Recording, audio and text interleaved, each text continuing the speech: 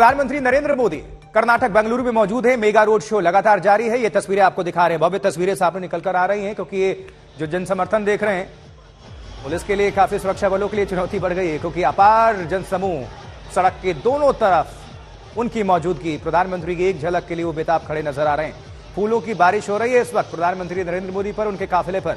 ये देखिए जरा, सीधी तस्वीरें आपको हम दिखा रहे थे, दो तस्वीरें अब आपके सामने रख रहे हैं। 26 किलोमीटर लंबा रोड शो है ये, जिसमें 8 विधानसभा क्षेत्रों को कवर करेंगे प्रधानमंत्री नरेंद्र मोदी। और रोड शो में जय बजरंगबली भी, क्योंकि पूरा जो कर्नाटक का चुनाव है बजरंग दल और बजरंगबली पर आकर टिक गया है। इसको लेकर काफी सियासत भी देखने को मिली, इसको लेकर कांग्रेस बैकफुट पर भी नजर आई। और प्रधानमंत्री नरेंद्र मोदी और खुद भारतीय जनता पार्टी के तमाम जो स्टार प्रचारक हैं, वो बजरंगबली के साथ ही, जयकारे के साथ ही शुरुआत कर रहे हैं अपने रोड शो और जनसभा को।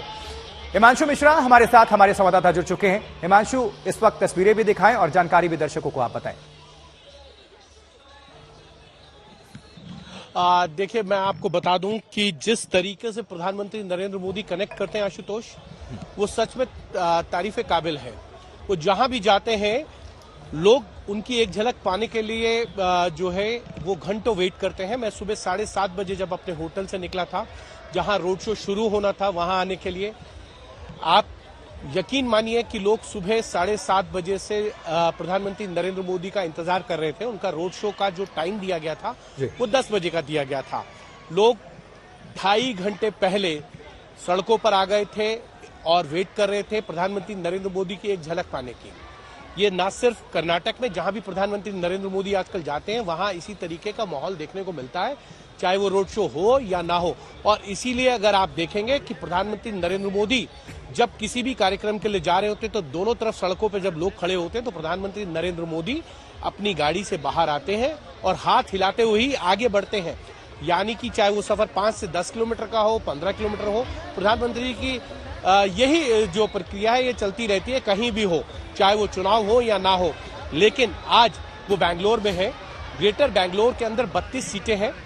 2018 में भारतीय जनता पार्टी ने 11 सीटें जीती थी, कांग्रेस ने यहाँ 17 जीती थी और जेडीएस को यहाँ 4 सीटें मिली थी। तो ऐसे में भारतीय जनता पार्टी की कोशिश है कि 20 सीटों को यहाँ पर जीता जाए और यहाँ पर बैंगलोर में जीतने के बाद जो है वो सरकार बनाने की जो पुख्ता नींव है वो बैंगलोर से रखी जाए। क्योंकि भारतीय जनता पार्टी ग्रेटर बेंगलुरु के अंदर 4 लोकसभा सीटें हैं, चारों पे काबिज है।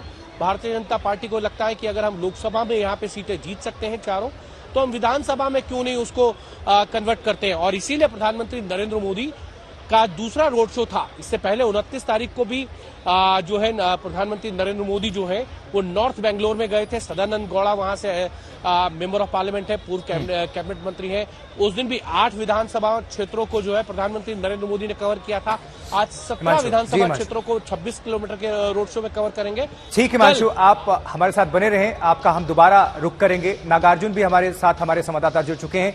नागार्जुन, आप जहां पर मौजूद हैं, आपके कैमरे से किस तरह की तस्वीरें सामने निकलकर आ रही हैं, दर्शकों को आप दिखाएं और जानकारी भी साझा करें। किस तरह से अपार जनसमूह का समर्थन मिल रहा है पीएम को? आशुतोष, आप देख सकते हैं कि कैसा माहौल बना हुआ है। कर्नाटक इलेक्शन इस वक्त बजरंग दल और बजरंग बली के इशू में लड़ रहा है और अगले 4 दिन भी इसी माहौल में लड़ेंगे, बोल रहे बीजेपी। पिछले 3 से 4 दिन जब भी प्राइम मिनिस्टर रैली में भाषण करते हैं, उससे शुरू करते हैं जय बजरंगबली, उससे उस नारे के साथ ही शुरू करते हैं। और जो कांग्रेस मैनिफेस्टो जो था बजरंग दल को बैन करने का, उसके बाद बीजेपी ने जो मुद्दा उठाया है कि हम मंदिरों में भी हनुमान चालीस पढ़ेंगे, घर में भी पढ़ेंगे। और अब बेंगलुरु में मल्लेश्वर कॉन्स्टिट्यूंसी में जब प्रधानमंत्री आएंगे, उनको स्वागत करने के लिए एक व्यक्ति बजरंग बली के तौर से या ड्रेस पहन के उसी बजरंग बली के दर्शन देने, ऐसे लोगों को दर्शन देने की, कार्यकर्ताओं को दर्शन देने के लिए आए हैं। तो सुबह से ये जो व्यक्ति है बजरंग बली के तैयार होके, और सब बच्चे और जो बुजुर्ग है उनको भी एक मास्क दिया गया है। सबके हाथ में एक बजरंग बली का मास्क है। प्रधानमंत्री जब आएंगे इधर, उनको स्वागत करने के लिए ऐसे मास्क दी गई है ताकि सब पहन के जय बजरंगबली नारा ले सके। आशुतोष। बिल्कुल नागार्जुन, हम देख पा रहे हैं और हिमांशु भी हमारे सहयोगी जुड़े हुए हैं। हिमांशु, आपसे जानना चाहेंगे निश्चित तौर पर। नागार्जुन, आपसे ये सवाल ले लेते हैं।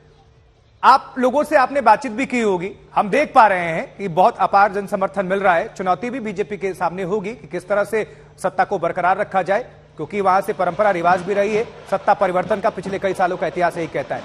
लेकिन बजरंग बली और बजरंग दल की जो एंट्री हो चुकी है, क्या जनता में इसको लेकर कितना क्रेज है, या क्या वो सोचते हैं ये फैक्टर रहेगा चुनाव में वोट डालने के वक्त? आशुतोष, मुझे लगता है वेरी लो और मिनिमल इम्पैक्ट रहेगा in heartland of Karnataka. Coastal Karnataka में जो करावली रीजन है उसमें थोड़ा वोटिंग होगा, चर्निंग होगा वोटों का, बट हार्टलैंड ऑफ कर्नाटक में जो है उसमें इतना काफी इम्पैक्ट नहीं दिख रहा है हमें, क्योंकि एक है काफी नजदीक है चुनाव के लिए डेट, तो तब तक मतदार जो है, वोटर्स जो है ऑलरेडी एक ओपिनियन बना चुके हैं, तो उसको चेंज करना बहुत मुश्किल है। अगर यही मुद्दा 2 महीने 1 महीने पहले होता तो चेंज ही दूसरी होता, बट आज मुझे लगता है मिनिमल इम्पैक्ट होगा, क्योंकि एक हार्टलैंड ऑफ कर्नाटका रिलीजन से ज्यादा कास्ट के मुद्दों पे लड़ते हैं। सिर्फ कोस्टल कर्नाटका जो है वो हिंदुत्व हार्टलैंड है। ठीक है नागार्जुन, आप नजर बनाकर रखे। हिमांशु भी हमारे साथ जुड़े हुए थे। आप दोनों का बहरहाल आपका शुक्रिया।